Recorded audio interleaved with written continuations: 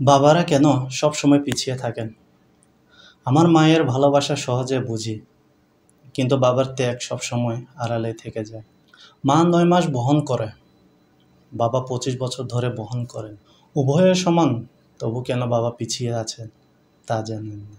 আমরা মায়ের ভালোবাসা সহজে বুঝি, কিন্তু বাবার ত্যাগ সবসময় আড়ালেই থেকে যায়। মা বিনা বেতনে সংসার চালায়, বাবা তার সমস্ত বেতন সংসারের জন্য ব্যয় করেন। উভয়ের প্রচেষ্টায় সমান, তবুও কেন বাবা পিছিয়ে আছেন তা জানেন না। মা আপনার যা ইচ্ছা তাই রান্না করেন, বাবা আপনি যা চান তা কিনে দেন। তাদের উভয়ের ভালোবাসা সমান, উচ্চতর হিসেবে দেখানো হয়েছে। জানি না কেন বাবা পিছিয়ে। ফোনে কথা বললে প্রথমে মায়ের সাথে কথা বলতে চান, কষ্ট পেলে মা বলে কাঁদেন। ছেলে মেয়ের ভালোবাসা পাওয়ার ক্ষেত্রে প্রজন্মের জন্য বাবা কেন পিছিয়ে আছেন তা আমি জানি না। বাবা মা বুড়ো হয়ে যায়, তখন বাচ্চারা বলে মা ঘরের কাজে দেখাশোনা করার জন্য অন্তত উপকারী, কিন্তু কিন্তু তারা বলে বাবা অকেজো।